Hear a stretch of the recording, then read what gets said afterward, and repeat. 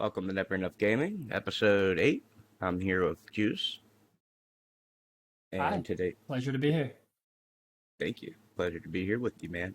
Today we're talking about Shadow of the Colossus, published by Sony, developed by uh, Team Ico, yeah, in 2005, and I played the 2018 remake, and it was amazing. A flawless remaster. Oh yeah, definitely. I played the PS2 version when I was a kid, but I only played like the first two Colossus fights, so Yeah, I would say if I didn't have somebody that they were much older than me. I think I was like 10 when this game came out. Um, I had somebody much older than me who let me borrow the game, and I would say that's actually what got me through it as a kid. Because I don't think by myself I would have been able to get through all 16 of them. right. I know I wouldn't have. I wouldn't have the patience for it. Oh yeah. So open And world definitely was not my thing back in the day, but I think the way they do open world is also really nice because you're not really fighting like NPCs or doing any pointless things along the course. right, I stopped and got quite a few lizards just so I can get my stamina up a little bit. But other than that, like, I didn't really worry about the health upgrades or anything. You don't really need them. I But don't think you would need to really upgrade anything like to beat the game. It's definitely nice to have. Like yeah, when I did the PS4 playthrough, I would pick up like the lizard like if they were around, but I didn't really worry about it at all. And I think, this game doesn't have difficulty scaling. So it's one of those things that it's like you can kind of pass the game at level 1. yeah, yeah. If I saw shrines, because usually each shrine will have one or two crawling around it. Yeah. So those ones are at least the ones I would get. Although they can be tricky. Oh yeah. And it's interesting too. I don't remember if they had the map in the PS2 version, but I I know don't they had it in the remember either. PS4 version.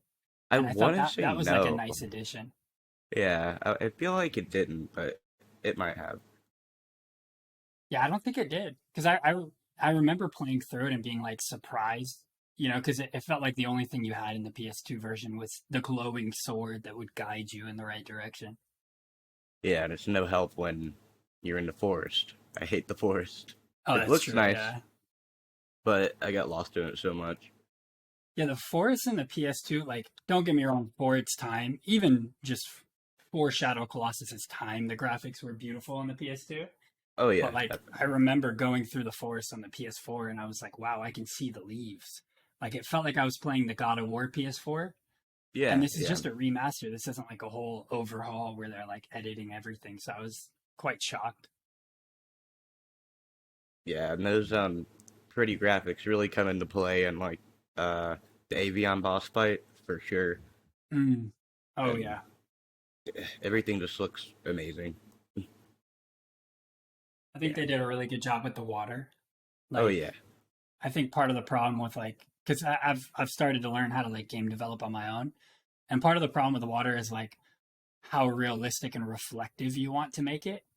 But even I remember the PS2 version, like the way that you could move through the water, it didn't feel like the water felt very nice and looked very beautiful. And What's then I saw cool the is remaster and it was like night and day. Go on. yeah, uh, it really feels like you have weight on your sword too because he's struggling to swim. Oh It's yeah. yeah, so that's kind I, of a nice touch. I will say too, I like how minimalist the story is and just how minimalist the game is. Like the Wanderer, the main character, has no dialogue Nope. whatsoever. He, doesn't talk. You just kind of know your mission is to go after these 16 beasts to bring back your girlfriend, your sister, who knows who she is. Um, Right. and then, but you were mentioning kind of the weight of the sword, and it reminds me of the classic PS2, like when he's like, ugh, he makes the noise of striking. Yeah. And it, like you said, it makes it sound like it's very heavy. Like he's struggling to get through these things. Yeah. It's like you can tell he's probably never picked up a sword before this, maybe. I'd hope so, man. I mean, he does a good job for what he has, right? Yeah, And absolutely. I don't know. I think even just the scaling of the bosses becomes really interesting. Like I like the way they force you to leverage. the environment around you. And Yeah. like there's a lot of games that you kind of do that in, but they like it feels very within the scope, right? They It aren't feels more natural in this instead of like a yeah. Zelda boss where it Oh really feels like a game, you know? yeah. Oh yeah. And Because Zelda is like flawless, but I guarantee you they took a lot from Shadow of Colossus. oh, I'm sure. Yeah. Like I remember actually originally playing this game and thinking it was like a Link solo story or something because I was so young, but it's like that it has so many similarities. Yeah. Power of the imagination. Oh yeah, definitely, man. All right, let's get into the story. So, starts the intro, and the Wanderer is just riding his horse up a mountain, and he has some woman. Either is she dead or just in like a deep sleep at this point? I don't think she's So completely dead yet, is she? I believe the theory, from what people have like distinguished from the game. So you have like the narrator, like I forget his name, but it's Nimrod spelled backwards, who's like an evil. He's like a king in the Bible, Oh and yeah, betrays. Dorman, I think his name is. Yeah, yeah, Dorman. And so, but I'm pretty sure that kind of the fan lore theory behind it is that she was a human sacrifice that people sacrifice, and so he's trying to bring her back because she was sacrificed like by her people. Okay, got it. Okay, that But yeah, makes the sense. story is very minimalist, so it's like what's confirmed is pretty bare. And that's what's awesome about it. And it's been a long time since 2005, and the developers still don't say much about it. Really nice. I think that it plays in their favor, right? Because the game is so soft spoken and minimalist. But that is exactly why it stuck in my mind. Like for years, I remember I went off to college. I didn't have a gaming system, nothing. And I would think about Shadow of Colossus. And it was kind of just this rare gem that stands out, Well, especially in like the PS2 era. yeah, and it's just so unique. Like there are so many games that try to recreate it, but I don't think those ever quite land like Shadow of the Colossus does. Yeah. Yeah, I maybe except remember, for like Monster Hunter, but that's different anyway. yeah, it is. I remember there was a Steam game that was kind of trying to not remake it, but like make their own version, heavily inspired by Shadow of Colossus, and it looked pretty cool. I don't know whatever happened to it. I haven't really followed up with it. I probably will after this podcast, but Right, me too. even then, it couldn't, like, it just didn't hit the mark. Like, I Yeah, remember seeing the videos, and it still was very beautiful, right? And it was very well done, but it wasn't Shadow of Colossus. And I don't right. know what they did that really made it so unique. Don't get me wrong, you have the very large open world, landscapes that are beautiful. Um, I was looking at the wiki, and some of them were like inspired by Death Valley, which is like right where I grew up in California. And Yeah, it, and I went back and like looked at the map, and I was like, man, this is Death Valley. That's crazy how much it truly stands out to you, and how well they did, especially with just the graphics that they had back then. right. Even for a PS2 game, it looks phenomenal. It looks like a PS3 game on PS2, at least damn near close. Oh yeah, and Um, and I think like emulators are a huge thing, right? And I know a lot of people have like upscaled Shadow of Colossus to like 8K and stuff, but the remaster still looks better, right? I've seen a hmm lot of emulators that like when you upscale it, it does look as good as the remaster or whatever. But with Shadow of Colossus, it's like the PS4 version I actually think it's like the peak version. Definitely. Well, yeah, I think so. And well, does it add anything? I don't think it I don't, adds anything like story wise, right? and Because like that's the good. lizards existed back in the day. I don't think it adds anything like there's extra stuff.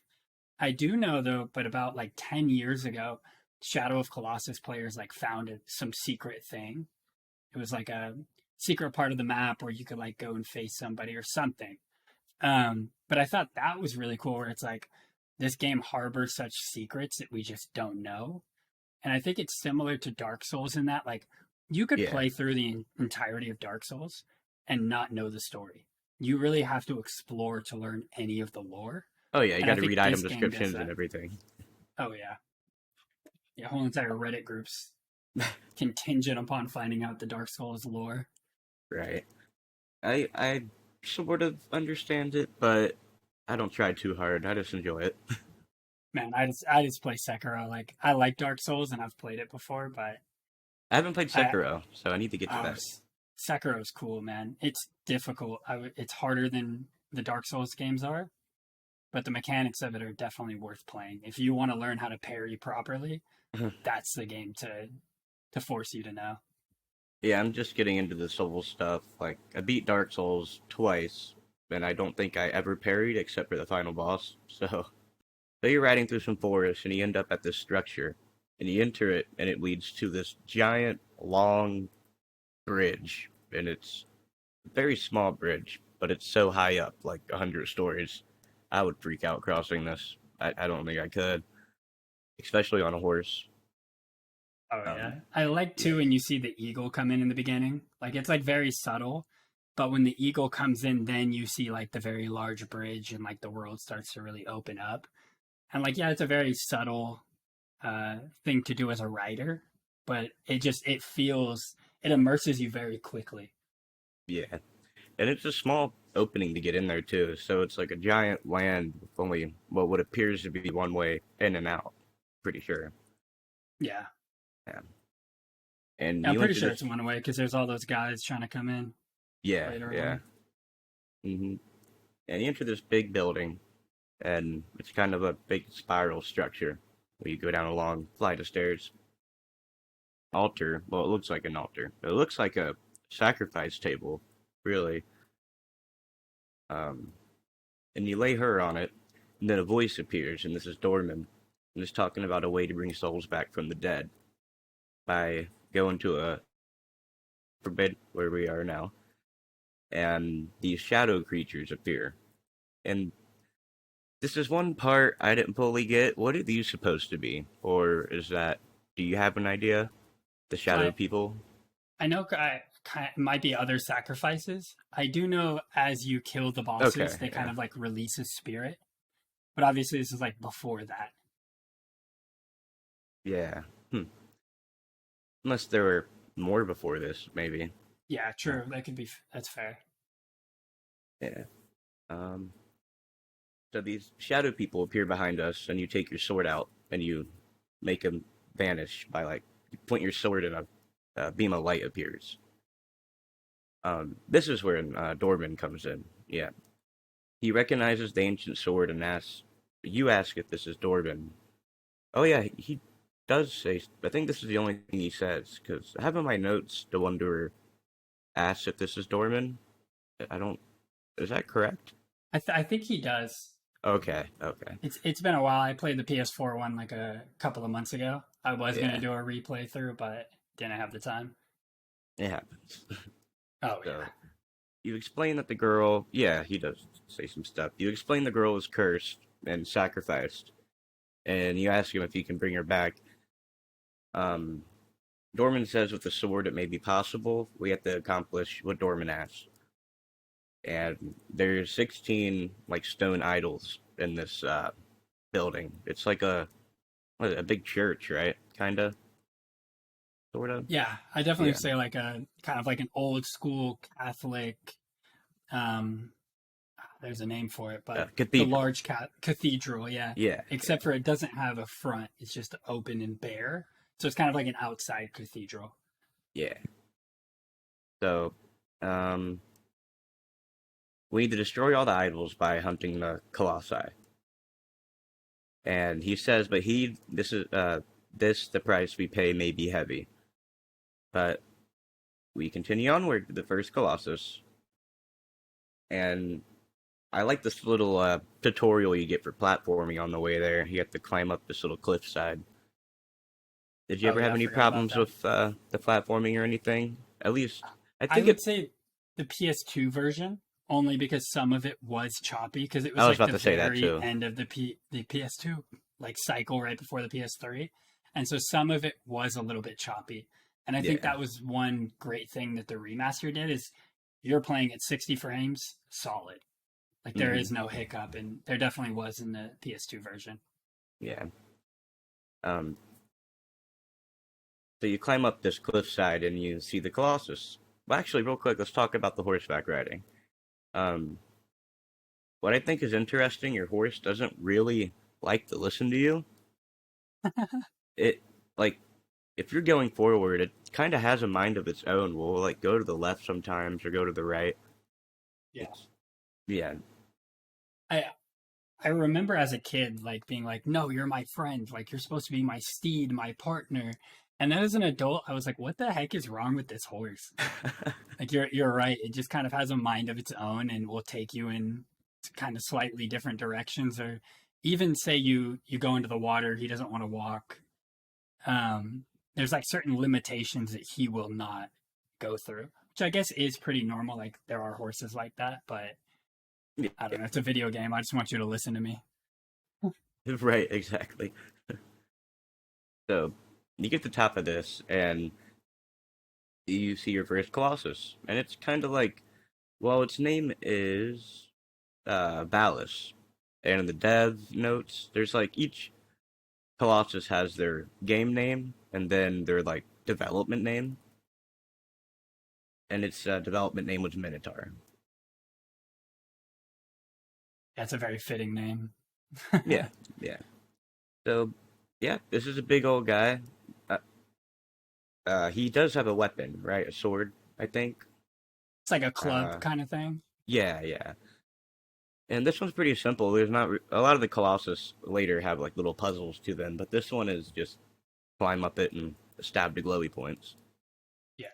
But it's still pretty amazing. It's like walking through this canyon, and you just kind of gotta run up to it, and you're kind of just like, okay, how the hell am I going to take this down? And then you see the giant blue glowing spots. But I have to say too, I really like the kind of biblical references that this has with like Nimrod and but like when you look at the Colossus, it really is a David versus Goliath fight. oh, Like that's how you 100%. feel. And like Hmm. don't get me wrong, they're slow. Most of the Colossus aren't really bothered by you at first, right? But Yeah, it you really attack them. gives you this feeling of like you're so small and you have to overcome. Right. Yeah, they're not. You're just like an ant to them until you start really fucking with them. Well, I forgot to ask you. Does vulgarity bother you? Oh no, I Oh did no, ask you. no, Okay. bro. All right. Cool. Cool. But yeah, you just walk up in their land and start stabbing them, and it's pretty brutal whenever you stab them. Just this Oh yeah. blood spews out like a geyser. It's pretty great. And it's like a black blood, you know? It's Yeah. not even like red. And that's something I appreciate with the remaster. Like, don't get me wrong, I don't expect accurate blood colors in like a PS2 version, Yeah. but Yeah. I like that they didn't switch it, right? It wasn't red because every time you kill the Colossus, their spirit kind of emerges and there's this black silhouette of themselves. Yeah. And so seeing them bleed with that same kind of black, it's like you're killing their spirit. Just that added element that really immerses you into everything. Yeah. That's great. Um, and also, all this guy really does is try to shake you off. Like, I don't think I ever fell on this guy. There's only really a, actually, there's actually quite a few I fell off of a lot. Yeah, Um, there were a few I definitely fell off of. yeah. Yeah, it's not nice when you fall. No, I, the final boss really fucked me up. You know what's crazy? Like, and I don't want to get too into the final boss, but like, he doesn't do anything to you though. He just kind of like lets you like do it. You know, he's not really trying to shake you off. He's not really trying to attack you. You're just like Yeah. scaling his many floors. Yeah, he attacks you on the run up on your way to him, but once you're like actually on Oh him, yeah, he just doesn't really care. which is Like he crazy just, for like a final boss. You know, like don't get me wrong, he looks beautiful, oh yeah, even the PS2. But like I don't want to say it's not fulfilling, right? Because you're already at like the end of the game, but it just I don't know. I feel like he could have attacked me more.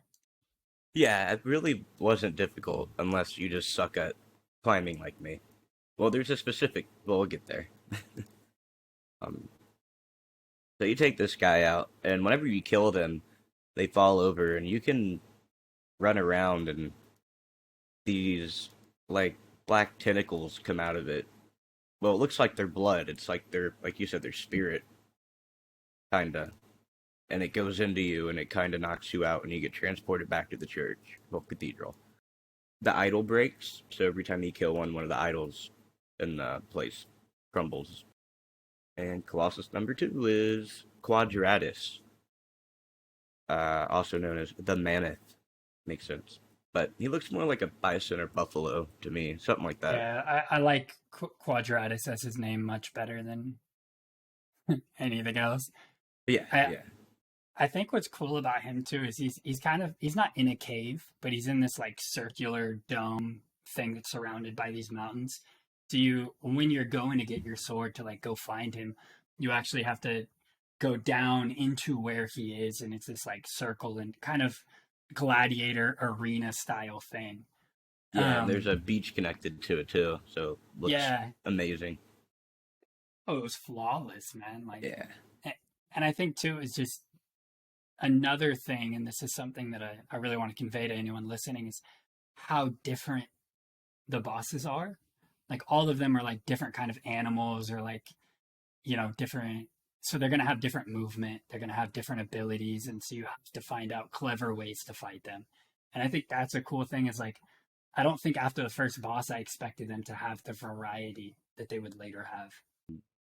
I like their approach to puzzle solving too, where we're not going to tell you how to do it. We're not going to, and this game obviously came out in the era that like, I'm not going to go watch a quick YouTube video on like how to beat this boss. And I yeah, think that adds to why it's so memorable to people is that, like some of the puzzles say in the Zelda games, right? They're cool, but they get kind of too complicated sometimes where you're just lost in the puzzle. But here it's like solve this quick puzzle or respond to this DM that the boss does. Now figure out your strategy. And I like that approach a lot better because yeah. it's a lot faster. You have to learn. It's pretty easy to put together what you have to do. Yeah, Like yeah, it's usually, definitely not difficult. yeah, if you just look around enough. But but yeah, Yeah. normally I suck at puzzles. Like I love Zelda, but some of them puzzles just really mess me up. I'm playing Majora's Mask right now, and Oh, yeah, nice. I like puzzles, but I don't like puzzles that I guess get too complicated or they take like I don't want to spend an hour on a puzzle, right, right? yeah, And I remember even playing like the Spider-Man PS4 and Miles game, like they have those little puzzles. I just switch that to skip, right? Because those are puzzles that aren't even like worth anything. And I think that's kind of my problem with puzzles is sometimes they're just there to like waste more time or make the game longer. But here it's like the puzzles are actually there for a reason. yep, I 100% agree with that. Usually, if a puzzle comes up, I'll just well, unless it's a game where that should have like you should expect puzzles like that, in, like a Resident Evil or a Silent Hill. Well, Like and so I think like my problem with puzzles isn't the puzzle. It's just sometimes you're playing like a PS5 game and you know that they put this cutscene in just so they could kind of load and say they have no loading screens, right, right? And it's like that's kind of my problem with puzzles. And when they're just put there to kind of make you play longer, but they don't actually have any impact on the story or the game or anything like that. yeah, the one that reminds me of that is Horizon Zero Dawn. Like whenever Oh you god, get yeah. into the bunkers, you have to do these floor puzzles, and there's like three of them, and they're so long and tedious, and it's just open a door. Come on. Yeah. And don't get me wrong, like some of the Zelda puzzles are rewarding and they feel Yeah, good and like you like them. But Horizon Zero Dawn, you're right. It's just kind of a waste and it's like why do I have to do this? Like like just it let makes me sense if it was for a secret or something. Like, I mean, that's true. like I collect the Riddler trophies, so Yeah, yeah, some extra content or something. yeah. Um, so Colossus 3, I kind of forgot about this one. Uh, on the way to this one is when I did a lot of my collectible hunting. I just really wanted to get my stamina up, just like, 4 lizards or so. I think little he's bit like of a so boost. far out that it's like I think you naturally kind of just start roaming to find the Yeah, third Colossus, and you end up like running into a bunch of stuff, which is cool. yeah. His run up looks really cool because it's in the middle of a lake and there's a big structure that's sticking out of it, and it looks Oh yeah, like a I don't know, looks like a there's a flat surface sticking out of the water, and you climb your way up there, and it's in the middle of the lake, so you have to swim out there, and it actually takes you a minute to swim. It's pretty far yeah, out. Um, and when you get up yeah, there, he's it's a giant knight, and he has a big sword, and he's huge. He's pretty tall. Probably he's taller than the first Colossus. yeah. I think, Oh yeah, yeah, yeah. And this is Gaius, also known as the Knight. Yeah. yeah. Gaius is such a better name. Like, Hmm. Yeah. it's And I think too, just the way you have to climb up him is very, for lack of a better word, Gaia-esque. You know, yeah, it's yeah. very large, earthy creature. And this is the first one to actually like get up and see you and get ready to fight. Like the first two, you kind of just, you know, came in and fucked up, Yeah, and they were just minding their own business. This one's ready to fight you. yeah. You have to actually you engage the first two. This guy engages you. Yeah. Um. So in order to get this guy, there's these like metal spots on the ground, and you have to have him hit his sword on it so his armor breaks, so you can climb up. So. Oh, I forgot. We forgot to mention the puzzle. The second one is you have to. This is when you have to use your bow for the first time. You have to shoot the Mm. second Colossus and it's like in the feet, pretty much. Whenever his like weak spot gets exposed, and then it trips him up. Yeah, when his hoof comes up from the ground, it's like the bottom of the hoof. Yeah, I I really like liked the that bow a and arrow lot. shooting in this game. It, it feels pretty badass doing, it, especially with the boss fight later in the Yeah, desert, the one that flies. I did not like the bow, I would say, in the PS2 version, but the PS4 version, I really liked the bow. Like, I would Right. use it in kind of these senseless times where I did not need to use it. And I just would like want to pull it out. And I think that kind of just, it does no damage pretty much. It's kind of Right. just a distraction, but it shows to how fun it was to actually play with the bow. Yeah, and it just feels badass to use. Even Oh, though yeah. it's like you shoot at a Colossus and you see the arrow just kind of bounce right off of it. Um, It really but adds to that David versus Goliath feel. It's like, yeah, okay, anything I do is pretty much worthless. right. But yeah, this guy isn't too hard. He's probably the first one that'll really give you a little bit of trouble though, because he does shake a lot. Because you have to get Yeah, on I his mean, head. he was the first one that I would say I had to actually think to like Right. solve and like figure out. And I think it really is because of all of the uptime of like swimming and like he's coming near. And it's like kind of figuring out, okay, how am I going to take this? Yeah. And speaking of ones you have to think a little bit, Colossus 4. And I like this guy a lot. He's not too far from the beginning. It's a nice, simple run up. You go through like this field through the forest, and there's this four-way underground mausoleum grave base.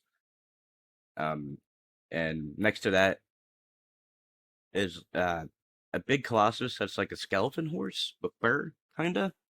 Yeah. It's called the Phaedra, also known as the Kirin. I get there's some sort of mythical creature in Japan, I believe. Um, Mm. but yeah, he's laying in a field, and when you approach him, he stands up. So you kind of just bother him too. He has Yeah. like a Kind of beard just shoot on at him him. too. Yeah. He has kind of like this dreadlocky Yeah, stone thing coming down. kind of cool looking. Oh, yeah. I Um, like it a lot. so the way you get this guy is, well, I think there's two ways you can jump on him. But the one I used was I just went through the grave, and then you go out the other side, and he kind of looks down, and you jump up on his beard. Yeah. But That's what I did as well. yeah, I fell off like 4 or 5 times though. I had to do this a lot because I just kept fucking up. Yeah, this one I like it because it's close to the beginning, right? And you kind of have the third one that's super far out. Yeah. And And I definitely think that's for a reason because this guy did take me longer, much longer to defeat than the third guy did. yeah, definitely. Like I kind of just scaled him and it was like over, but Hmm. you know, this guy was not necessarily hard, but I don't think he was easy because you have to like go through the different trenches and like, figure out how to approach him. You have to get them to do something specific. Yeah. And I think that's cool too, is just like how you kind of use the AI of the character against them to Hmm. figure out, okay, what am I supposed to do here? Like what move am I supposed to force into you? And it And I worked think pretty that's well. I didn't really have any problems with them getting to do stuff. yeah, no, definitely not. I think these AIs are pretty good. Like, Yeah. they're not just senselessly run into walls. I mean, that would ruin the whole game if the AI was even a little bad, I think. Yeah. I mean, I think too the beauty for these developers were like, hey, we're only focusing really on the environment and these creatures. Yeah. Like they didn't have to put in work into NPCs, anything else. So it's like vast majority of their focus is on what we care about as gamers. Like, yeah, some side stuff is cool and all, but like what makes you feel good is the bosses. You And know that that's a reason why I'll recommend UKH2. Once again, it's just because you get to face all the bosses at the end, right? And they're like upscale to level 99 and harder. And I think, that's kind of what Colossus is, but it's just the whole entire game. It's just you're only facing the bosses and only doing the things that matter. yeah, it's nice. Um, this game started off as MMO. No, Yeah, really? they were gonna make it an MMO with like over 100 Colossi. Wow. That's so weird. That's such a different game completely. And that's just Monster Hunter at that point. You know what? Yeah, yeah, it is. Huh. I mean, I could see how that like it feels like a good idea, right? But I Right. think it's just, seeing the finished product is also much different. But it's minimalist feel, and I'm gonna keep harping on this point. That's why people go back to it. Is because it was so soft spoken and beautiful. Yeah, and then before they settled on 16, they were going to do 24, but I think even 24 would have been a little too much. I think 16's just the perfect amount. Yeah, 16 was definitely a good amount.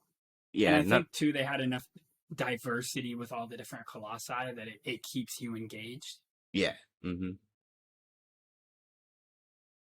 Some of them just even just getting to them though is a little difficult. I have Yeah, to admit. mostly the forest ones for me Yeah. Oh, 100%.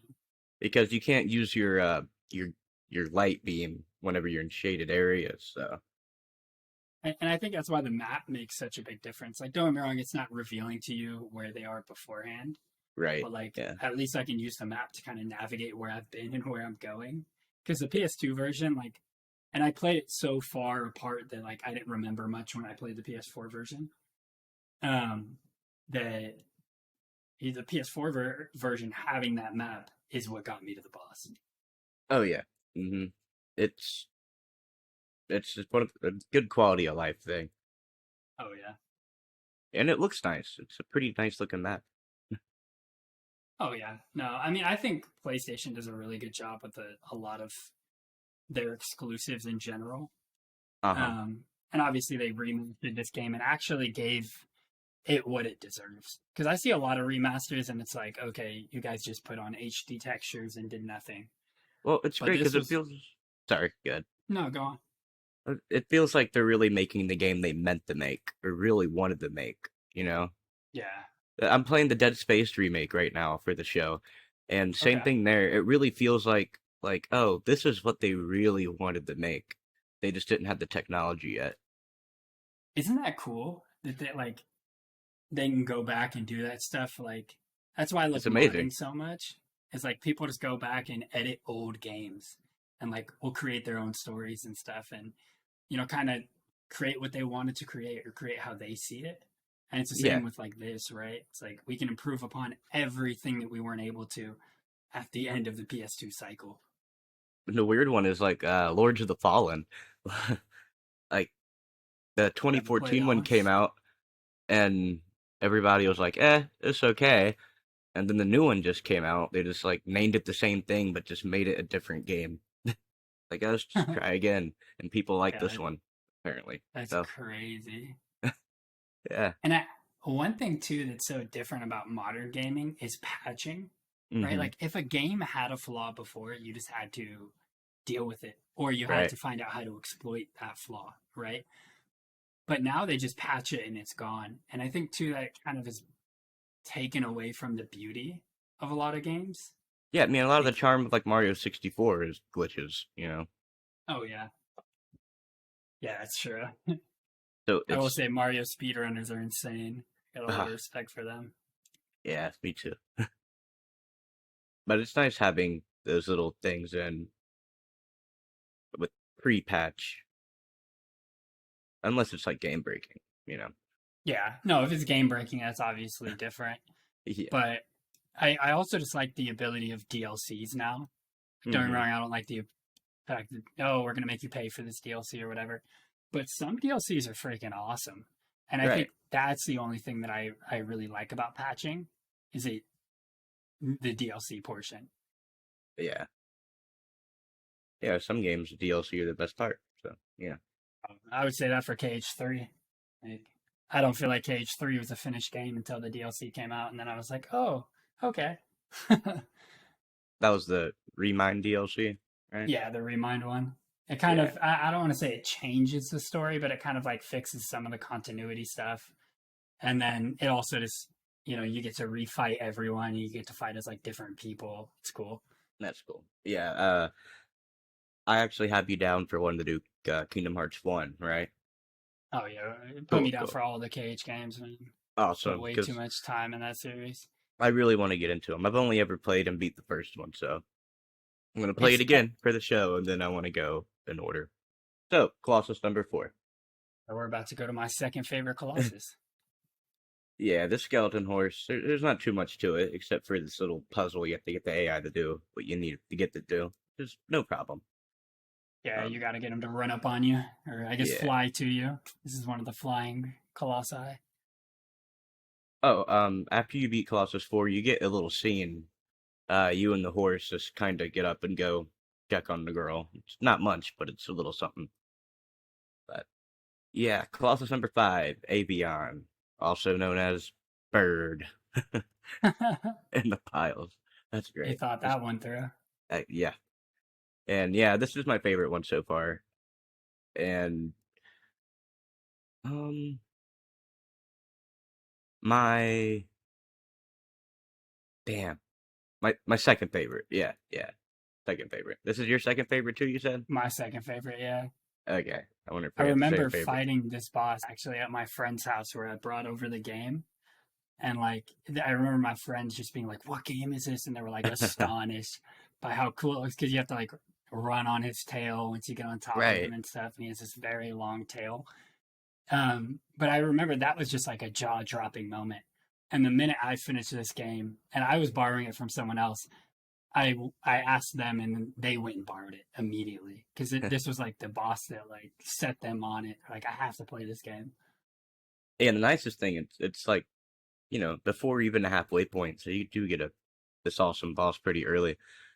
Um, yeah, it's just badass the moment you're sitting there because it's in the middle of some water. There's like these three platforms, and the Colossus is perched up in front of you, and it won't attack you unless you fuck with them. So you have to like hit him with your arrows. Then he swoops down at you, and that moment when you have to like jump up and grab him as he's coming at you is just so damn cool. Oh, it's such a nice moment because And you have especially in to the jump and remaster. then time the grab. Yeah. The And you, fur on the remaster is something I was surprised by, like how yeah, me well done it too. was. Like, Looks because usually, great. like that's something it's fur and grass and stuff like that is really hard to do from a texture standpoint. That like hair too, I heard. Yeah, Yeah, and just in it looks general. good on the remaster. Yeah. It probably just about the best you can get it, really. I would Oh think. yeah, especially with just the amount of bosses they have and stuff like that. Yeah. Yeah. And also, after you jump on him, he just takes off in the sky, and you're pretty high up. And if you fall, you really fall. Like, yeah, it's a high drop. Then you have to swim all the way back to the thing. I mean, it's not that big of a deal, but it's kind of cool having to jump on it again. So I fell like Well, twice, I think. it's cool that you're forced to reset and Yeah, like because it is such a I guess an interesting mechanic the way that he like swoops down on you. You know, it's like an eagle finding their prey. yeah, and a cool one of the weak spots is on its wing, and to get to it, there's like a big section where there's no fur, so you have to wait for him just to be at a steady spot in the air and run across real quick. Yeah, I felt the same with his tail. Just because it's so far, Yeah, yeah, you just gotta book it, you know, and hope that you don't fall off in the meantime. yeah. It's pretty tense. It's great. Yeah, Oh and yeah, when you that's it. kill it, you get to see it just slowly crash into the water. It's pretty awesome looking. Yeah, I would say the music when the Colossi die is just phenomenal. Yeah, it's Like, like you really just murdered something beautiful. oh yeah, and like I think too one thing I really want to convey about the music is it'll have this very uh it's like old style vocals. I'm trying to think of the word, but like Like a kind of like like a Halo yeah, like a choir in the background, kinda. choir. Yeah, Yeah. that's the word. And it just has this large like choir with these like very emotional voices, and that's when they're dying. And it's like you start to kind of like over time feel bad that you're like killing these monsters, and it's like no, why am I feeling bad? Like I'm conquering these, you know. Yeah, you do feel bad, definitely. Yeah, they don't shy away from the fact of like you're still killing, you know, And like then you're killing especially 16 to bring back one. right, especially after like your 10th one, you start to look pretty like worn out and bad looking. Yeah, you're hurt. And at one point, I think at one point you start to grow horns, don't you? Do you? I don't remember that at all. I mean, that makes Maybe, sense, especially with like Nimrod. yeah, I think you do, but I'm not 100% sure. Um, then there's Colossus number 6. Which one was this one? Okay, Barba, Big also known beard. as Minotaur B. Oh yeah, the big bearded one. Right, yeah, yeah. Um, so to get to this one, you have to ride through a big desert, and I think the deserts look great in this. They look so good. Oh yeah, and that's exactly what I meant by like the Death Valley. Oh, It's right, just yeah. this strand of desert, and it's like that's how it feels in the game. It's like it feels like nothing land. Yeah. You end up going underground and you get to a big coliseum and a gate opens and this guy looks like a big like monkey with the big beard pretty much. Um, yeah, it took me forever to figure out what to do with this one. You have to like run away from it and hide behind pillars and then climb its base when he's looking for you, kind of like the fourth Colossus, really. Oh yeah, yeah. I actually remember playing this one, and I remembered how to beat him as like as a kid. Um, Yeah, but I definitely think this would have gave me a lot more trouble if I didn't have that memory. yeah. 'Cause this I is, like him too because he definitely like you know obviously they're both named Minotaur, Minotaur A and B. But he does kind of feel like a smaller level of the Minotaur, but the way hmm. that he goes after you is like much more aggressive. So it kind of Oh gives you yeah. what you wanted out of the first fight when you have a little bit more skill and like you understand the game better. Yeah, he'll straight up like trample you more than any of them you fought so far. Oh yeah, But he's not that bad. He does shake quite a bit. Like he'll really throw you off. yeah, no, Then definitely yeah. that big beard. Then Colossus number 7. This one is Hydrus, also known as the eel. Yeah. I love this one so much. Ah man, especially it looks so damn good. Oh, on the yeah, the and like this one is I think where the water like everything they changed about the water really shines. Mm-hmm. Because like you can kind of see him under the water, kind of not. It feels very realistic in that aspect. Yeah. Yeah, if your camera goes under the water and you're sitting there floating, like you can just see him lurking underneath you. Yeah. And they, Um, you get electrocuted and other stuff, which is fun. yeah. Is this the only one with like elemental, except for the last one throws like fireballs at you? I Yeah, feel I like, don't think anybody else has any like elemental powers. yeah. So you get up to a big lake, and whenever you get into the water, you see this giant electric eel. Also, kind of looks like a catfish too. And this is awesome, boss. And you have to get it to charge at you and grab it onto it, and it takes you for a ride underwater, and it just looks amazing. It's like a roller Funny too, because coaster like through the very lake. surprising when he takes you underwater. Like you're not really ready for it. No, yeah. Mm. And you have to time it while, like, you don't want to, let go while you're underwater, you'll float back. So whenever he's above, you have to make a run for it. I It's think pretty good. too, this boss really shows why this game has stayed in people's memory so long. And the best comparison I can give it to is Avatar: The Last Airbender and how they would have like style animals. Like a lot of these a lot of these colossi feel very hybrid between multiple animals and like Yeah. multiple things in general. And I think like this one is one where it really shines. Hmm. Yeah, all of them really just stand out amazingly a lot. So you kill that one. It's not difficult, but it's just really nice to look at. None of these really are that difficult. Yeah. Yeah, I don't think this is a difficult game like No. whatsoever. Yeah, the only part you really can make it difficult if you're trying to do the time trial stuff, which I don't know, is Yeah, that in the PS2 version? I'm not I sure. don't know. I don't remember. Yeah, but I suck at time trial stuff. I don't do it. I um, I usually try to 100% games nowadays if I can, yeah, but it depends on how bad I guess the time trial is. right. I didn't do Yeah, them. I didn't do them for this game though. I don't really care. yeah. And you get the Colossus number 8. This one is Kuramori, also known as Yomorbi B. I think it's Uh, funny that I just made an Avatar reference and this guy shows up because he looks like Ko the Face Stealer. yeah, hell yeah. Uh, yeah, I like this one a lot. You go through some canyons and some ruins that are like submerged in sand, or no, submerged. Might be in water. Shit, I don't know. Um, so you get to this entrance of this like arena, and you have to go down a lot of stairs. Like this is actually a coliseum. Um, and there's this big lizard on the wall on the bottom, and he's just kind of running around down there. He's pretty small compared to what you fought so far. He's definitely the smallest one. Yeah, but he's running up walls and stuff. So there's Y- that. Yeah. You make your way to the bottom floor, and once you start scaling the wall, you have to shoot its legs to make it fall, then jump on him and stab him. It's pretty good fight.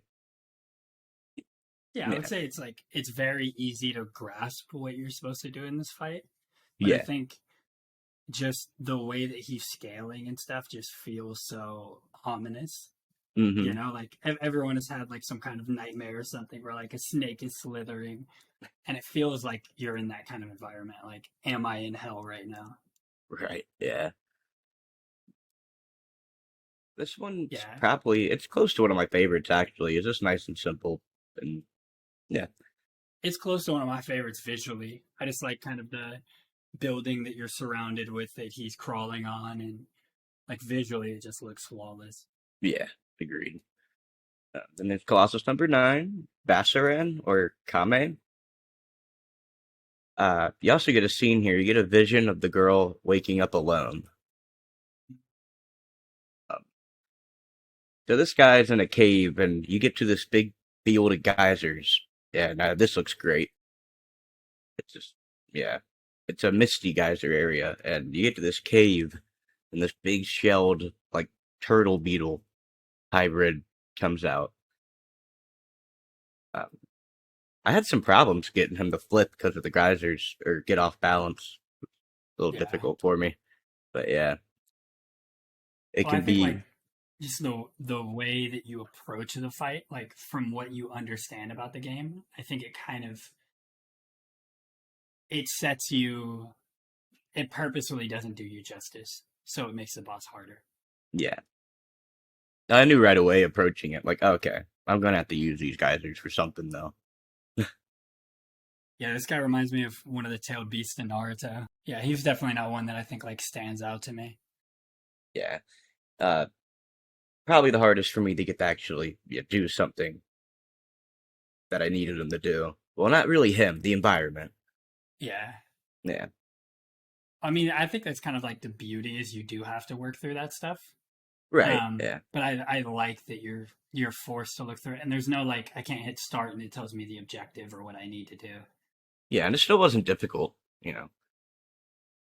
Yeah, I don't think any of them are like difficult. Like if you're 10, I think it's difficult, but like Yeah. if you're over 15 and you can't beat this game, then you got bigger problems. It also depends how much patience you have too, because you gotta have some patience to fight these guys. Yeah. I mean, And forcing their different moves is just difficult sometimes. yeah, and if you just try to stab them, they're gonna shake you off immediately. That's all I wanted to do. Then there's Colossus number 10. This is Dirge, also known as Narga. Um, it's pretty far out there. Like, I think this is one of the farthest ones, but Yeah. it's I like this one a lot. You get to like a sandy cave, and it's like a sandworm, sand shark, and it swims under the sand, and you have to get it to chase you and shoot its eyes while you're on horseback. And This is my favorite one too. yeah, this one's great. This is, you know what? This is my third favorite. Yeah, yeah, Yeah.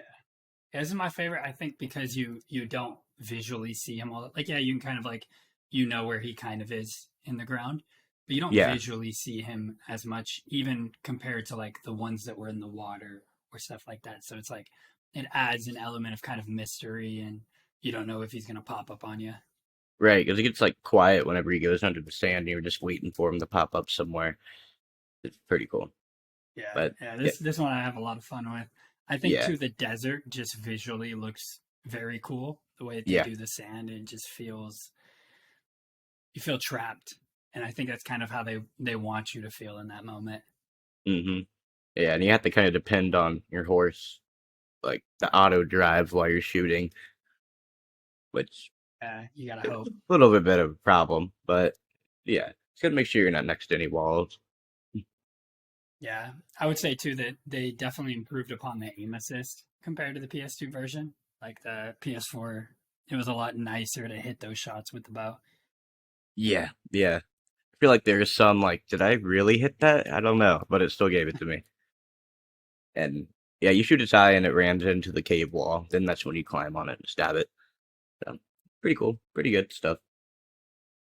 Um, Next is number 11. This is Celosia, also known as Leo, and you go down to another desert, and there's a canyon with a long ramp down, and there's like a cliffside you have to climb down.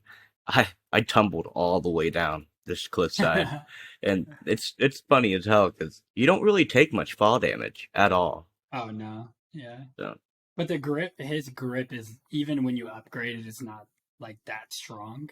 no, You know, it's definitely easy to fall off stuff or have like a misclick. yeah. Um, so this one's a big cat, and I like this one. This one's pretty cool. It's one of the like two pretty like really small ones, you know. Yeah. And this one you have to make it ram into some type of fire, and then a piece of wood falls out of it. And then you pick it up, and you have to like swing it at him. He's scared of it. Then he falls off a cliff, um,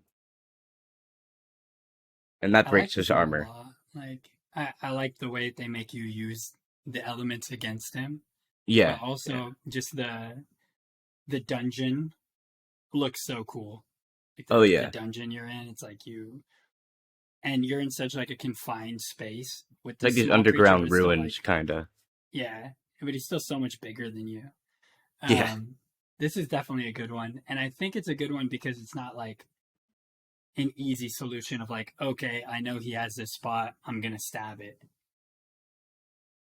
Right, it's more than that, Yeah, and yeah, you have, and he's fast, so you know you can't just face him head on. You gotta find somewhere you can climb up and jump on him. He could be a little rough to jump on because you have to time it just right whenever you break off his armor.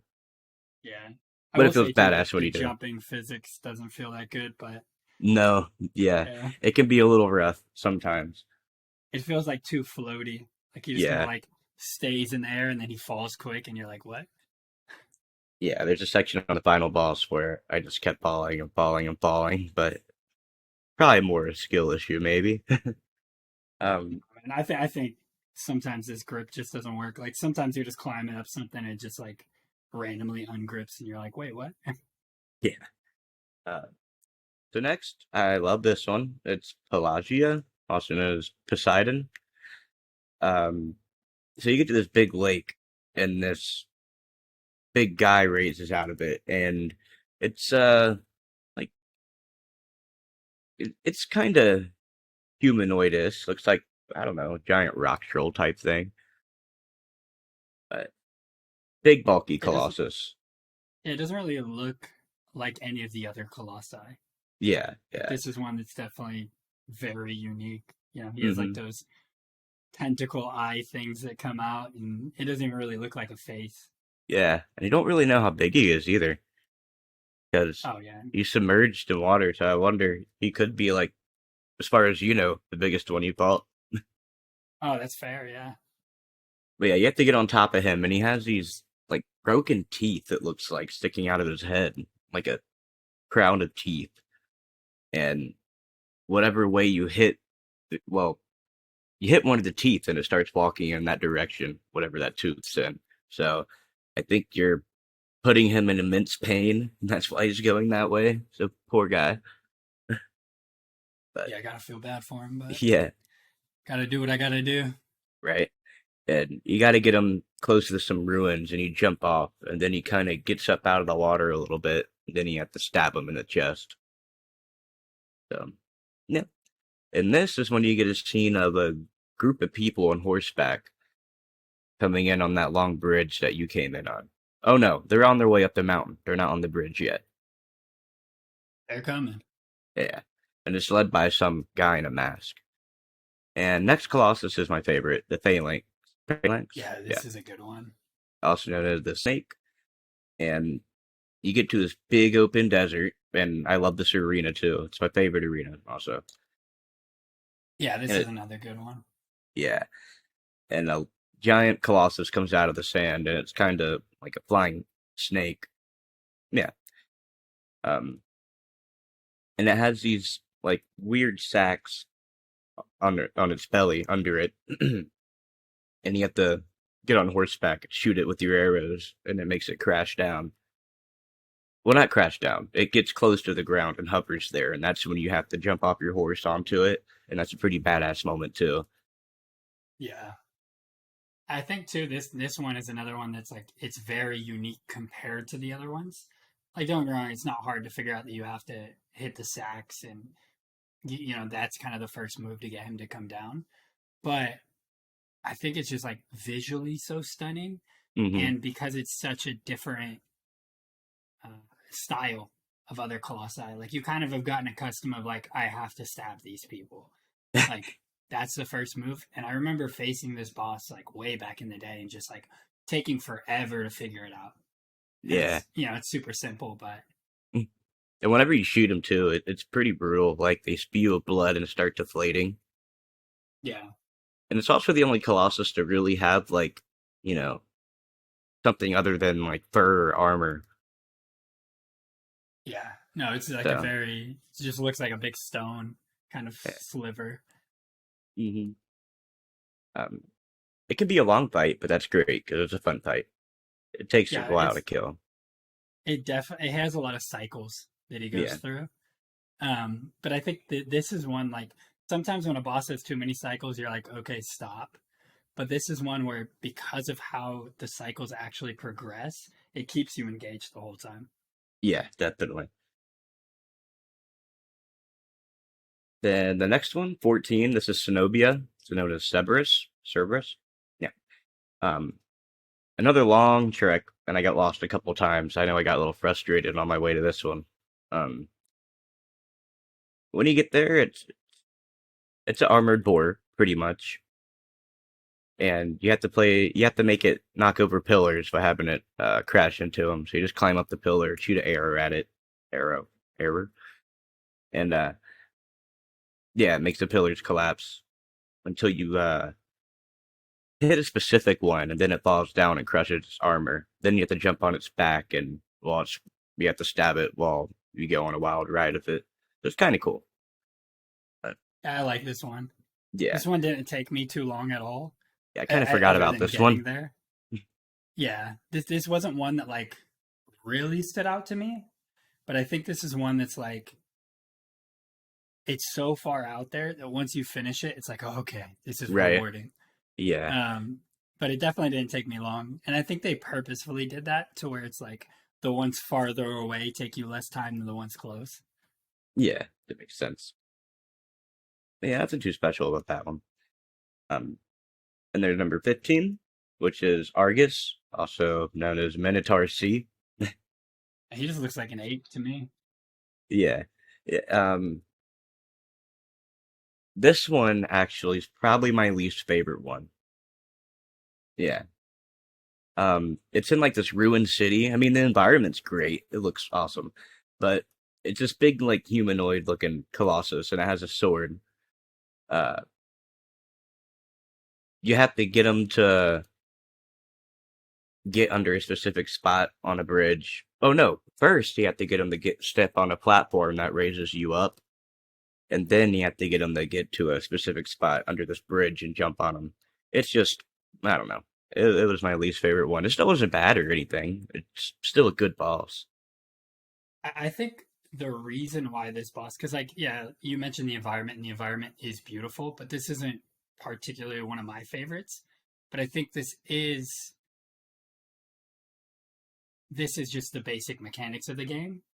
They Yeah, haven't changed anything or made it unique. Like the last fight, you actually kind of have to approach it different, or not the last fight, but the fight before it. You have to approach it very differently with the sacks and everything. But this one's just like stock, like tutorial fight of like, okay, smash him, go figure out the points. And I think that's kind of what the Minotaurs become as the story progresses, where they just get like easier and easier. yeah, definitely. Um, so now we're on Colossus 16. This is Malice, also known as Evis. Um, Dorman says the ritual is nearly over. Thy wish is nearly granted, but someone now stands in thy way. Make haste, for time is short. And uh, this one's pretty far out there. I think it's the farthest one, which makes sense because it's the final one, I guess. So you get to this Yeah, bridge that collapses, and your horse bucks you off to save you, and then it plummets to what you think is its death. And like the Wonder's yelling out its name. It's kind of sad yeah, I definitely was sad. because that's the only person you've had. Well, not person, but you know. I don't even really like the horse either, but like, Yeah, it's depressing when he actually goes. yeah. You're like, oh, damn, kind of liked you. I I guess think you were here all along. right. So for this Colossus, you get up here and you have to make a really high climb, and that's kind of nice. So this Colossus is in the background, sort of, and it's like as tall as a skyscraper. It's huge. Oh, ginormous, man! And I like all of them are huge, but this one is just like Yeah, next level. He's probably like two or three times the size of the intro boss. yeah, definitely. And it looks he's stationary. Like it looks like the base of him is a tower, sort of, and then it kind of goes up into his torso, then becomes more of a thing. You know? I don't know. Yeah, it's just like these Yeah, different levels or these different floors that you kind of have to scale on him. yeah. And on your way to him, he's throwing these like fireballs at you, so you have to go from cover to cover. Uh, they can throw you around quite a bit. I know I got a little annoyed because I just kept messing up. But yeah, Yeah, the first time I played this boss when I was a kid, it took me forever to finish him. yeah, it's a But this long time fight. around, it was like it was much easier. I'll say that. Yeah. So you get up to him proper and you start like actually climb up his. The way you climb up him's different this time too, because you have to like ride his hands and make him grab certain parts of himself by like shooting a spot with your arrow, whatever, to get him to like, grab his shoulder, and you have to make jumps from his like from part to part pretty much while his hands are moving. And there's a part Yeah, where you have to climb around his hand, and that's where I kept messing up. I had to make this jump I just could not make. It I took would me say too. a Like lot. we talked about in the beginning of how kind of this boss just kind of like shoots you from afar and doesn't really do much. Yeah. But I don't think I appreciated how much of the mechanics you actually have to use with this boss, to where it's like he's actually hitting himself. You have to jump on his hand and like figure out that whole scenario. I actually have a much greater appreciation for this boss now. I Yeah, liked that perspective. I do too. Whenever you're crawling on his hand, he kind of looks at it and tilts it like, "What are you?" Like he's kind of curious of what you are. Kind of Yeah, cool. you're like a fly to him. Yeah. Um. Yeah, you kill him, and his body, since it's like on a like his body is like a stationary tower, he just kind of limps over, and it's Yeah. kind of yeah, it's kind of cool looking. Um. So the ending. The group of men you saw earlier, they're making their way across the bridge, and they get to the altar just in time to see the final statue crumble. And then it cuts to the dead Colossus. That's when you see it just laying there dead, and it cuts to you, and you're knocked out, and something starts to pull you up. And then you appear at the altar, and you look dead. You look like a zombie, pretty much. Like you got like black veins in your face, and, um, and you're surrounded by the shadowed people. And the man recognizes you, the one in the mask, the leader. He says you stole the sword and came to these cursed lands and used a forbidden spell. And then he sends his men at you, and you get shot in the leg, and then you get impaled. Exactly like, you were impaling the Colossus, just the same way. And then black blood spurts out of you the same way, too. So it's pretty crazy stuff happening. Yeah, I really like that note and just kind of, he kind of gets corrupted or consumed by the darkness. Yeah. But you can tell he's like still in there because he's trying to make you're trying to make your way to her still. Yeah, yeah, it's really cool. I Yeah. think too, it's one of those things where it's like all these guys, like don't get me wrong, you did see a clip earlier in the game where they were coming after you, but it's like all these people just kind of show up and it's like, oh shit's happening. Yeah, and then you just get killed immediately, like fucked up, impaled and shot with arrow, and yeah, And now it's, it's Shadow Colossus too, and it's her turn to bring you back. yeah, yeah. Isn't that Ico? Doesn't this lead into that? I think Ico was the first game, right? Like the first game that studio ever created. Yeah, but from what I understand, so you kind Oh, of are turn they in. connected continuity wise? Yeah, they are. They said that Oh, the kid wow. in Ico is the Wanderer because at the end of this you turn into a baby of horns, and then You're right. Yeah, yeah, I haven't played Ico, so it's on the list. I do want to play it. I haven't either, but now I want to play it. I didn't realize the stories were connected. Yeah, yeah, this is a prequel to that. Wow. Okay. Wow. Yeah. Um, Too bad it doesn't have a remake though, but Yeah, but that's cool. I don't know. yeah.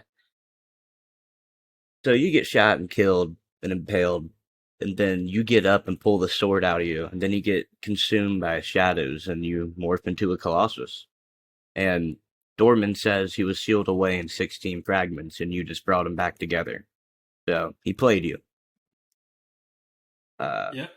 yep. He's using you all along. Uh, he did warn you at the beginning, though, there will be consequences for what you're about to do. Oh yeah, I mean, but that's how the devil always comes to you, right? Like Right, the yeah, devil doesn't disguise what he's doing. right. He just, tricks you to think that your desire or whatever you want is best for you, even if it's not. And I think like that speaks to it. Hmm. Um, I really like this ending, and I know we haven't like fully finished it, but I think why like this ending is so good is because not everything works out, Yeah, right? Like, it's great. Not everything has to work out. yeah, I think too many stories. It's like it's for like Attack on Titan, for example. So many people complained about the manga ending. I love the manga ending, and I won't spoil it or anything, but I like I it because assume not some. everything is perfect, Yeah, okay. and it shouldn't have like the hero doesn't win and get everything. Like there should be some level of sacrifice that the hero goes Like through. that's what's nice about Spec Ops: The Line too. Like I just I love when not everything's just happy at the end. Like there's some consequences to everything you've done. Oh yeah, I mean there's like Full Metal Alchemist too. It's like in the manga, Roy Mustang doesn't get his eyesight back. He has to live Mm. with being blind for the rest of his life. Oh But really? it's like, yeah, it's an Yeah. allegory for Okay. his sins in Ishval, of like you can't take that back.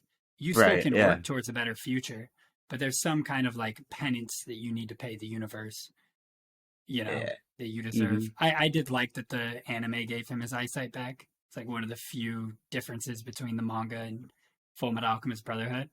But at the same time, it's like it does make sense in the manga that he has to live with no eyesight for the rest of his life. It's off topic. There any other big changes like that in the manga? Um, I would say one really, I wouldn't say this is a big change, but it's a subtle change. And this is the only other one that I can think of. But there's a scene where like you don't really know who Hohenheim is yet. You know he's their dad and stuff, but you don't really know much about him. Hmm. And he just like gets shot multiple times. His body just absorbs the bullets, and it's like nothing happened. And then it's just the next manga page switches, right? So it's like a one page in the manga of just him getting shot at, and you're like, what the heck? Like, how did he survive that? Like, who is this guy?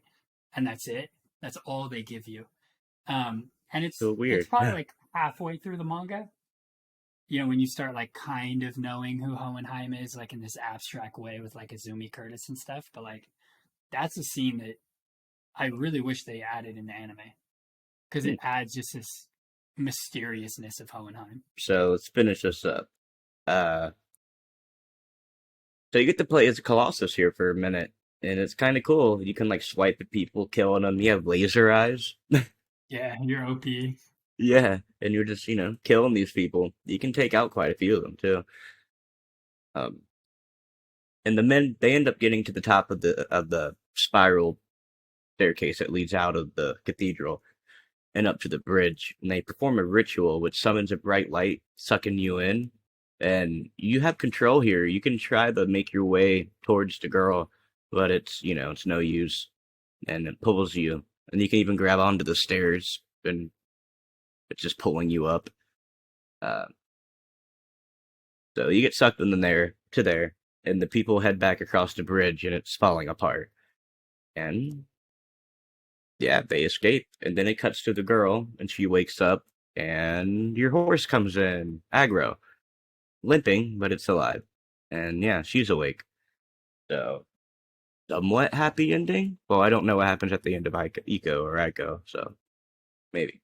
Well, and I think one part that we kind of briefly touched on but didn't, but like when she wakes up, the Wanderer is now a child.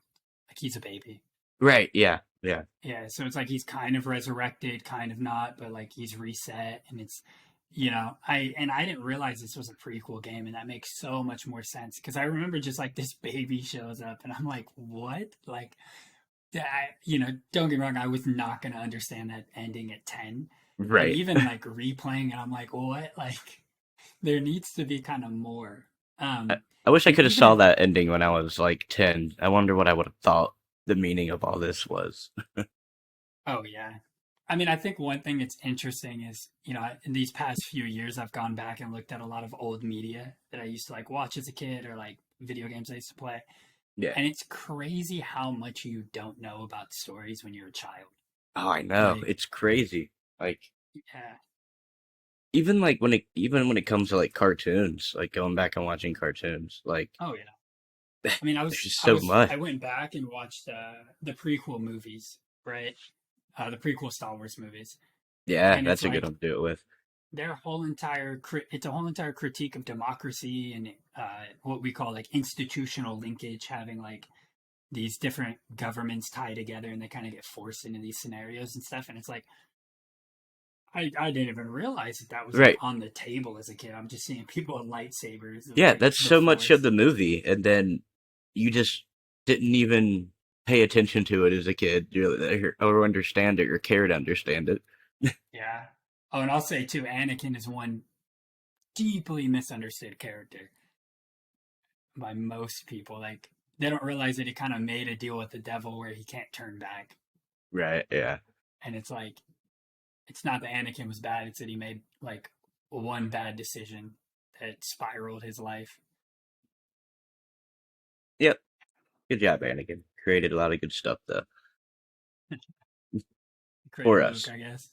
Yeah. Yeah. But no, and I think like it does make sense now it's a prequel. Like I want to go back and go look at the other game, right? But it's one of those things that it's like, how would you have known that unless the people confirmed it? Right. And I'm sure not a lot of people. I think it was just in some interview that they confirmed it. You know, so I'm sure most people haven't seen the interview. Yeah. I mean, I wonder how much different the sequel game is, or I guess the OG game. And I say that because it's like, do they have these big colossi in that game? I Or is don't that just think like not so. a part of the universe? Yeah. From what I understand, it's more like an adventure game where you're the little kid and you're escorting the girl from the end of Shadow of the Colossus, like Oh, shoot. through Okay. this like temple or something like that, or through this land, and Yeah. you're like killing shadow creatures with your sword.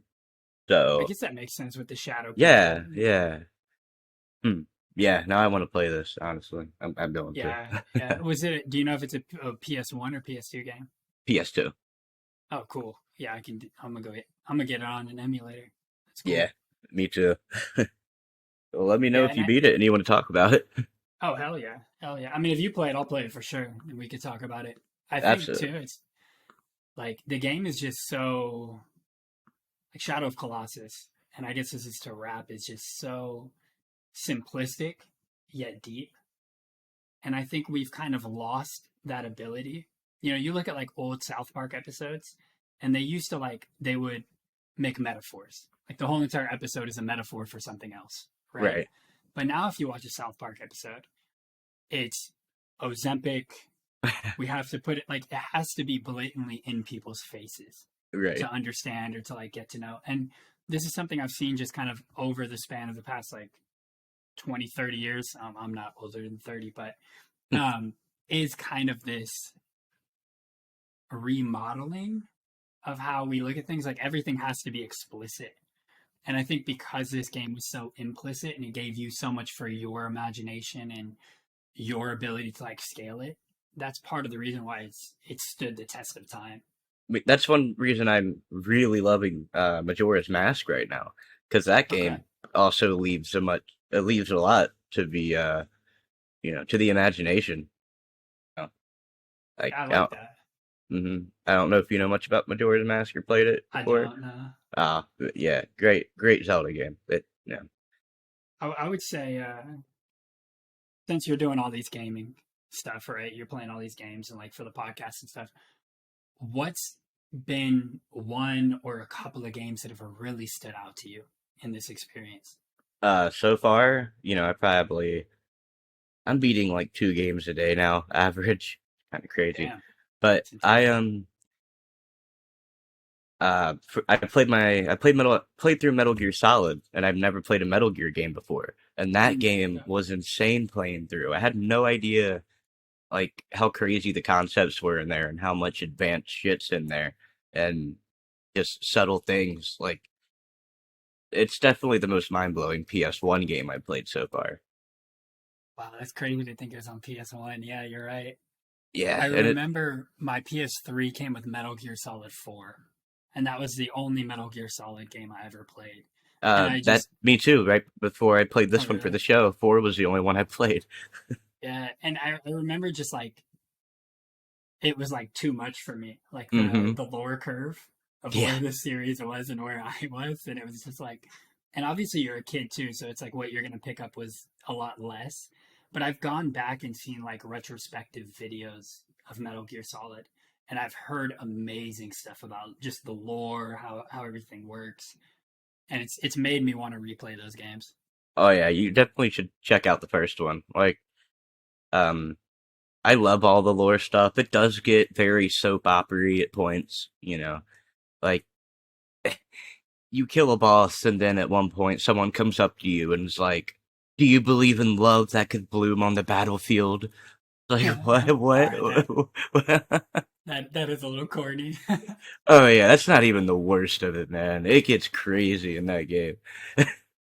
Uh, That's wild. Yeah, that's one thing about KH that I'm happy I played those games as a kid. So it's like I got immersed and like dedicated to the story, you know? So it's like you'll see kind of this off brand, like, very simpy, emotional scene. And it's like I can just dive in and like, right. be okay with it. But it's like most things when you're a grown adult, you just can't do that with. Yeah, I Um, mean, I'm 27. I played through the first Kingdom Hearts I'm the first 27 too. time. Yeah. Hell yeah. I played through Kingdom Hearts 1 for the first time when I was like 24 or something like that. Oh, And, really? well, Okay. yeah, I can get with the cheesy stuff. I like it. I'm here for it. But I still, I'm a I kid at think heart. I still cheesy love Disney stuff. movies and shit, so I actually really like the Disney aspect of the Kingdom Hearts games. Well, I think they just wouldn't have built the same without kind of that nostalgic factor with. But one thing that Right. I've seen, like they've built a nice fleshed out universe now that like they don't have to do as much Disney stuff, but they Oh, yeah, can. yeah. So it's like you can use Disney how you want to use them now versus it kind of like being forced. Yeah. But I think cheesy's cool if done right. Like you Hmm. said, do you believe in love on the battlefield? Like that kind of stuff. All right, whatever. But cheesy stuff can really like touch your heart, and you're like, dang, like I Yeah. remember. Oh, go on. Oh, even at the same time with Metal Gear Solid, there are some parts that are like, oh, damn. you know, that kind of, touch your heart a little bit, even though it was a little corny. Yeah, I think corny's there for a reason. Like, it's like it's just the common things that is probably gonna hit somebody's heart. But when it's done right, man, like it's done right. I remember watching Absolutely. Hunter x Hunter, and I'm not gonna spoil anything, but That's on my list of anime I need to watch. I have not watched it. oh, it Yeah. has my favorite arc in all of anime. And it's called the Chimera arc. And I won't spoil anything, but there's just a scene at like the end of the series, and I remember tearing up. And my ex-wife at the time was like, "So you cry for this show, but you didn't cry when your son was born. You didn't cry when we got married." And I was like, "First of all, I'm not gonna cry when I'm happy. Like this is not gonna happen." I But think it's my like, ex-wife gave me the same shit because I didn't cry when we got married too. oh really? Yeah. But it's like just and I wouldn't say it was like a corny scene, but it was like a love scene that I wouldn't normally be like emotional about. But it made me emotional, and I was like, "Holy crap, what?" But I Yeah, think yeah. that's the benefit of being corny. Exactly. I love it. I mean, shit, I watch Grey's Anatomy, so yeah. Yeah, I've never seen Grey's Anatomy, but I've definitely watched my fair share of shows like it. Right. I grew up with too many women in my family to get away from that kind of stuff. Yeah, And I remember but watching like America's Next Top Model and stuff as a kid. Oh my god, I forgot about that. but eventually it'll suck you in. You're like, you know what? I actually like this. Oh no, I got invested in so many things that my sister would watch. Like my sister Right. was slightly older than me, and she'd watch like I remember I think she was watching like Hannah Montana at one point, and like I just started watching it with her, and I'm like, wait, why am I watching this show? Like, Fuck it. Yeah. I'm pretty sure I watch Hannah Montana too, so you're not the only one. oh no, I mean I think most young boys end up watching a lot of those shows that like aren't targeted towards boys. And it But I does me also good too. Like I was watching the new Fallout show. I'm like, oh, that's him from Hannah Montana. Rico. Oh, that's crazy. Yeah. The new Fallout show's been going crazy. So I've never been a Fallout like player, right? My dad is though. He works over at Bungie right now, and what Okay. he was telling me was like just how good the show was. I haven't seen the show at all. It's phenomenal. I mean, I watched it with my wife, and she doesn't play Fallout, never played Fallout, and it made her interested in the games. She's like, okay, now I want to see these games. I think that's Like, really cool that we can start adding like video game lore into like television and like other media like that. it's also That's because you get these awesome. little Easter eggs where, little things in the show. I'm like, I'm a huge Fallout fan. I've played all of them. I'm like, oh my God, that's from Fallout 2. Like. That is cool, yeah. I would say one thing that I don't like is I don't know if you've seen the controversy with Henry Cavill, like the former Superman, The but stuff of like like, I know he's having troubles with Warhammer right now, I think. yeah, yeah. And so it's Same like issue but with The Witcher. Like, same, I think, problem. oh, 100%. And it's like he just wants to create something that fans like. And I Yeah, think that that's the only unfortunate thing about some of these very popular things coming to these medias, like, is the fact of like they're just ruining it. They're ruining a right. lot of these stories and not really making it for the fans. And this is one thing that I'll say about like the Disney Plus universe of shows, right? Where they kind of just oversaturate the market of what they own, and then nobody cares about it anymore. Yeah. Um, I still, you know what? I used to watch every single Disney thing that came out, and I can't believe I'm lacking now. I just, it is oversaturated. It really is. I used to like keep up with everything, but probably like 4 or 5 years ago I stopped, and it was just because of how all these IPs became ruined. And like I'm a big fan of female characters, right? I have nothing against strong female characters. I like it. But it's like they just create a character and it's like they have no flaws. And it's like now at this point you're not even telling a story. Like Right. people liked Luke Skywalker and Anakin Skywalker because they had problems. They had to improve as people and grow. They weren't just like out the gate flawless. Yeah, it's what And I makes think you a that's character. It makes you a yeah. person too. Like. And I think that's my biggest problem with kind of the way that media's gone. You know, we mentioned or I mentioned how like nothing everything has to be explicit now.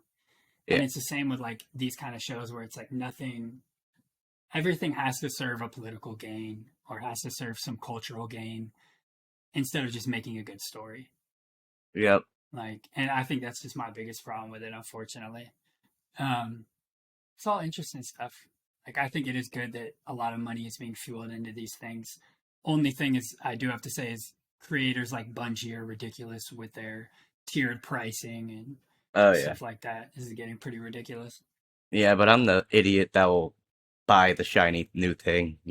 I'm problem. I mean, it's cool that you admit it. I would say a few years ago, I just started torrenting, and I was like, oh, I don't have to pay $80 for every game I want to play. Oh yeah, Okay, I admit it. Like, oh, a new shiny version of The Last of Us is coming out. Fuck yeah, give me that yeah. shit. And I will say I do buy game like the Steam port. I'm gonna buy later today for KH and stuff like that. So like there will be games that Right. I Yeah. will buy. You know, we mentioned Stellar Blade. Oh You yeah. really should Yeah. play that game. If I'm you gonna do check it play out. it, I'd love to do an episode on that game That's because that kind of what game I is was asking cool. about because I wanted to do a newer game for. Let's wrap this up real quick, and then we'll talk a little bit for a second. All right. Well, that was Shadow of the Colossus. Is there anything else you want to say about it before we're done? Only thing I'll say is it's a minimalist, beautiful journey, and if you have the time to take it, it's a game that'll really stand out to you for years to come. It's art in video game form. Like it's one of the few games that's as close to a masterpiece as you can get. And it's not even like I think especially like storytelling wise. And yeah, I I think just it's think it's great. the diversity of the enemies, the gameplay that you go through, the fact of like you don't really know what's happening, kind of the whole story.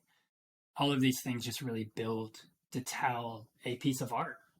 And I do Hmm. think a lot of video games are artistic, but they aren't like this. Like this is a game that I didn't play video games for like 5 years in college, and I would still think about it.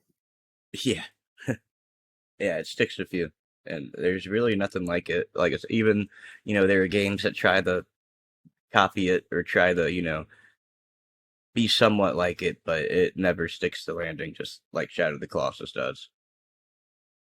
Yeah. I don't know how they would. Mm-hmm. And I think too, it's hard to even pinpoint what was so exceptional about it Because it's so because there simple are a lot at of the same games that time. do it. Yeah, Hmm. it really is a simplicity. Yeah. Sometimes less is more. Yeah, like there's no, well, I was gonna say there's no HUD, but there sort of is. You got your little health there meter, but I think Yeah. that's it. Well, I think too, it's just the fact of like you're only going to fight bosses. You know, like Yeah. think about all the like side BS you do in most games, and it's like this game is just balls to the walls, like you're fighting bosses. Other than the time it takes to travel to those bosses, the game is quick. Yeah, I spent 120 hours in Assassin's Creed Origins in the DLC, Oh, doing nice. doing the same side quest for like 30 of those hours. You might like this part is that I my roommate in college, he was Libyan, and he used to literally go out to these mountain ranges in the game that he had pictures of in real life, and it would be like the same exact like mountain structure and everything in the game. It That's was really insane. cool. That's so cool. That'd be awesome. Yeah, Fuck like yeah. I watched him probably put 120 hours in that game. It's a good game. I just, had its issues. Yeah, All I right. mean So, Assassin's Creed's hard to keep making yeah, good after a certain point. exactly. Thank you for listening. It's been our episode on Shadow of the Colossus. I'm sure we'll get the Eco some point. Uh, and I'm sure even farther in the future, we'll get the Last Guardian, maybe. Yeah, and thank you for All right. having me, and thank you for listening. Thank you for coming on.